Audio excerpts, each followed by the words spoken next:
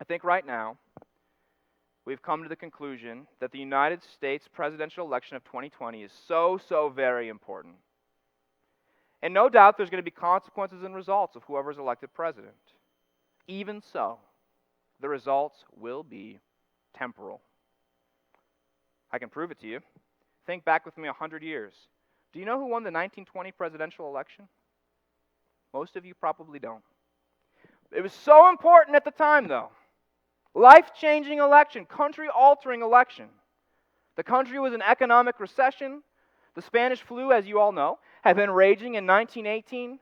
Overseas, there was wars and socialist revolution in the Soviet Union. Major strikes in the meatpacking and steel industries. Large-scale race riots in Chicago and throughout America. In fact, it was dubbed the Red Summer of 1919 because of all the racial conflict going on.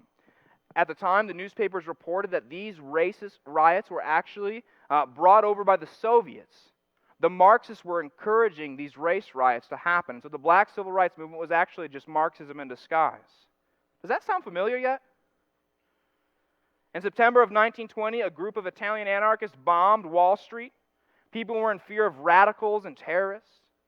Brothers and sisters, back then was the end of the world. But Warren Harding won the election with this slogan: return to normalcy. Go back to the good old days.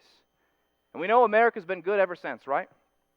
During his campaign, Harding used other slogans like America First, absolute control of the United States by the United States. Independence means independence now as in 1776. This country will remain American. Its president will remain in our own country. Concerns about socialism caused him to pass legislation upon his election that only 3% of a country's population could immigrate in a given year. Now, why do I say all that? It's not about endorsing any political candidate or anything like that. I just want to say this. What's happening now, happened almost exactly 100 years ago to the date. Yet, the problems of the human race rage on. Despite the promise of our political leaders, even though they mean well. Most of us don't even remember the candidates who promised to fix America 100 years ago. So can I offer you some thought as you're processing what's going on in our country?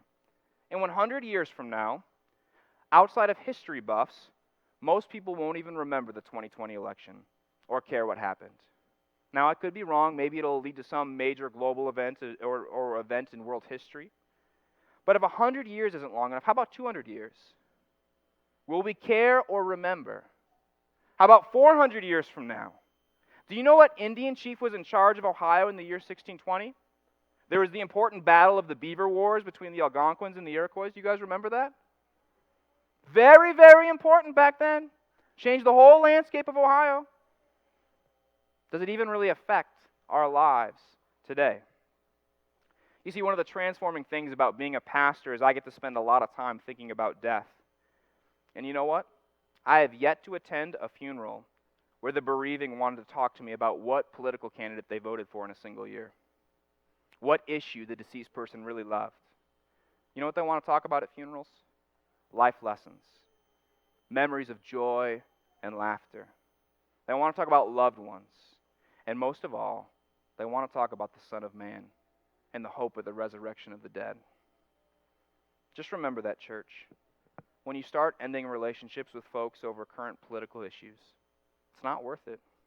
The kingdoms of man are not eternal, but the souls of men are.